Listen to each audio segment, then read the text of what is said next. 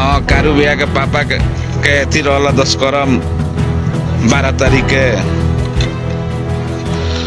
काट बाटे के रहला। का बोले कहाँ फंस जाता नहीं आके શું કાય માર દેલો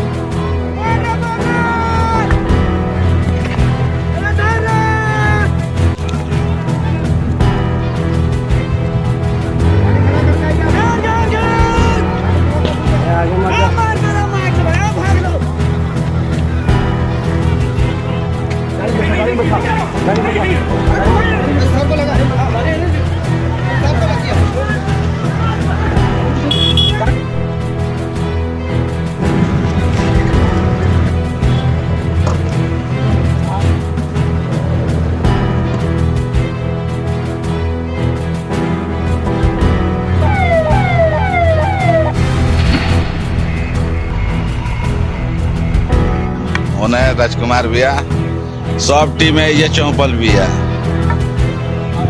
जाता ना हमनी के बानी जब वर्कर बानी आउ जा देखो हिल टॉप के बाउंड्री बनाती है। देखो जो आदमी खटता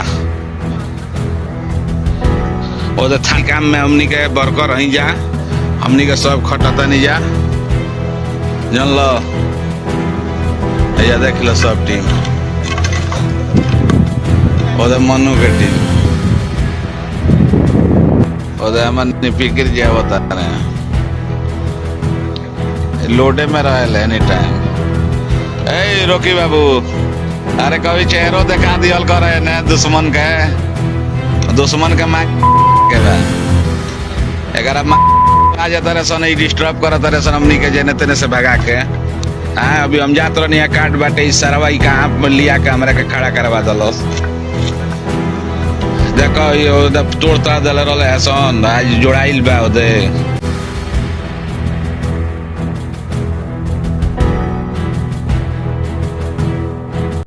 बाघ मारा का नया बॉस कारू यादव भागता फिर रहा। सांसद चंद्र प्रकाश चौधरी को चुनौती देकर बता दी अपनी ताकत। आखिर किसका संरक्षण प्राप्त है कारू यादव को? घटना के दूसरे दिन किसके इंतजार में बैठा था कारू? लोग तो कह रहे हैं कि कारू तो मोहरा है, असली खिलाड़ी कोई और है। नमस्कार, आजाद सिपाही विशेष में आपका स्वागत है। मैं हूं राकेश सिंह। धनबाद का बाघमारा इलाका एक बार फिर चर्चा में है। यह चर्चा कोयले के अवैध कारोबार के क्रम में हुई वर्चस्व की लड़ाई के कारण हो रही है। इस चर्चा के केंद्र में है आशा कोठी खटाल का कारू यादव, जिसने गिरिडीह सांसद चंद्र प्रकाश चौधरी को ही नहीं पूरे पुलिस प्रशासन को चुनौती देकर इलाके के नए बॉस के रूप में अपना नाम लोगों के बीच दर्ज करा लिया है। कारू यादव का नाम धर्माबाद में हुई हिंसक वारदात के बाद अचानक बड़े स्तर पर सुर्खियों में आया। वैसे कोयलांचल के लोगों के बीच में वह एक जाना पहचाना नाम है, लेकिन धर्माबाद में हुई हिंसक वारदात के बाद आज इलाके के हर व्यक्ति की जुबां पर उसका नाम बैठा हुआ है। मूल रूप से बिहार का रहने वाला कारू यादव कोयले के अवैध कारोबार में बड़ी तेजी से आगे बढ़ा, तो आज वह इलाके में पहले से स्थापित दबंगों को चुनौती देने की स्थिति में पहुंच गया है।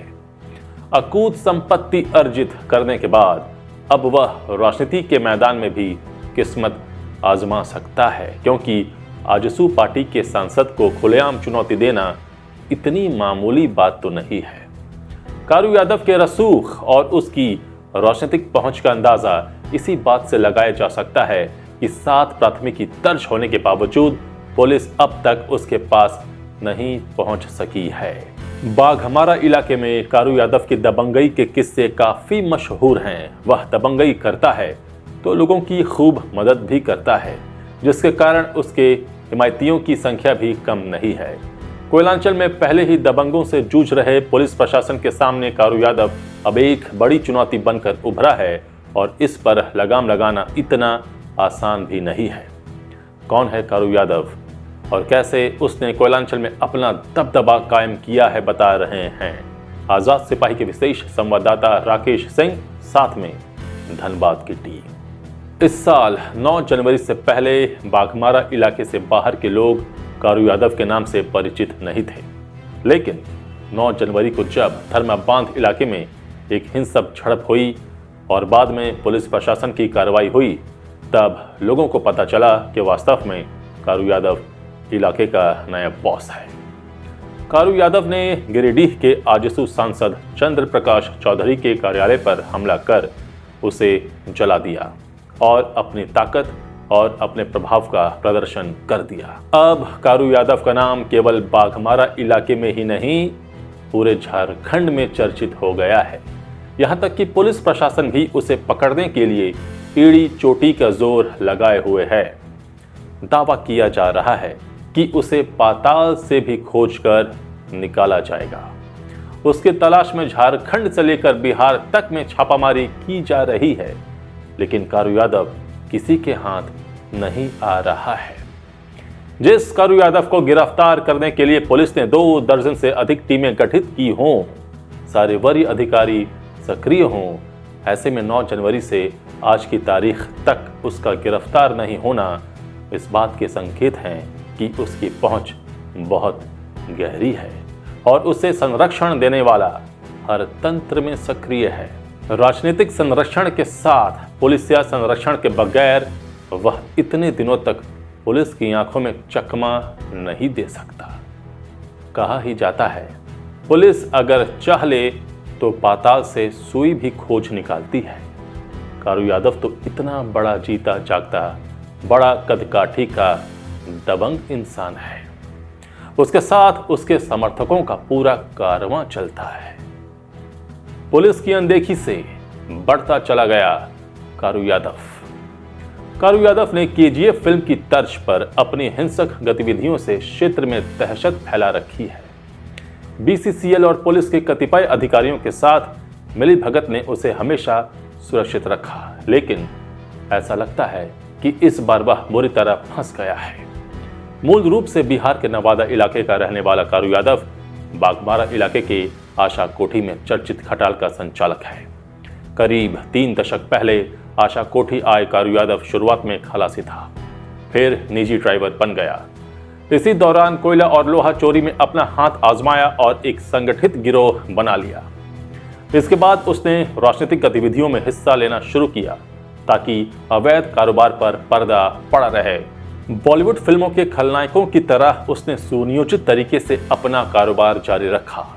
धीरे धीरे उसने इलाके में अपना दबदबा कायम किया, फिर इस कारोबार का पक्का खिलाड़ी बन गया। कई बार उसके गुर्गों ने बम और गोलियों की तड़तड़ाहट से इलाके में अपने आतंक का परिचय देना चाहा। कारू ने बिहार से पेशेवर अपराधियों को बुलाया और आशा कोठी में उन्हें बसाया। उसने कोयले के अवैध कारोबार के लिए आउटसोर्सिंग कंपनियों पर ध्यान लगाया और बीसीसीएल के अधिकारियों की मदद से उन पर नियंत्रण करने लगा। इसके अलावा छोटे मोटे अपराध करने वालों को भी कारू यादव ने संरक्षण देना शुरू किया। इसका परिणाम यह हुआ कि आशा कोठी में उसके नाम की तूती बोलने लगी। कारू यादव के खिलाफ कतरास, मधुबन, बरोरा और हरखरी ओपी में दर्जनों मामले दर्ज हैं। ये मामले वर्चस्व स्थापित करने के लिए हिंसा करने से संबंधित हैं। पुलिस की अनदेखी कहें या मिली भगत, कारू यादव का साम्राज्य धीरे धीरे मजबूत होता चला गया।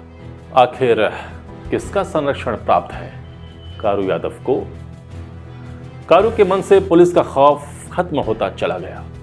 पुलिस प्रशासन की ओर से कभी ठोस कार्रवाई नहीं होने से उसका मनोबल लगातार बढ़ता चला गया। हाल ही में उसे गोविंदपुर एरिया 3 के बाबूडीह में प्रस्तावित हिलटॉप कंपनी की जिम्मेदारी मिली, जिसके बाद उसने खुलेआम अपनी दबंगई का प्रदर्शन करना शुरू किया। बीते 9 जनवरी को हुई हिंसक घटना में कारू के साम्राज्य का खौफनाक स्वरूप फिर से उजागर हुआ।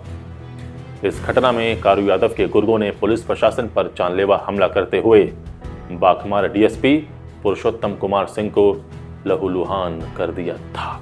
उसके बाद पुलिस महकमे में हड़कंप मच गया और आईजी, डीआईजी समेत तमाम आलाधिकारी पुलिस बल के साथ कारू यादव के आशा कोठी स्थित आवास और नवगढ़ तालाब स्थित उसके मार्केट में छापामारी की।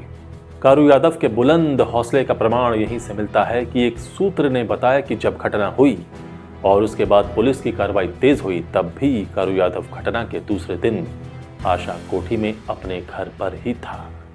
उस सूत्र का कहना है कि बाघमारा का एक दबंग व्यक्ति उस दिन उससे मिलने पहुंचने वाला था। सच कहा जाए तो कोयलांचल नगरी के दबंग बादशाह के संरक्षण के बगैर कारू यादव इतने दिनों तक पुलिस को चकमा नहीं दे सकता था।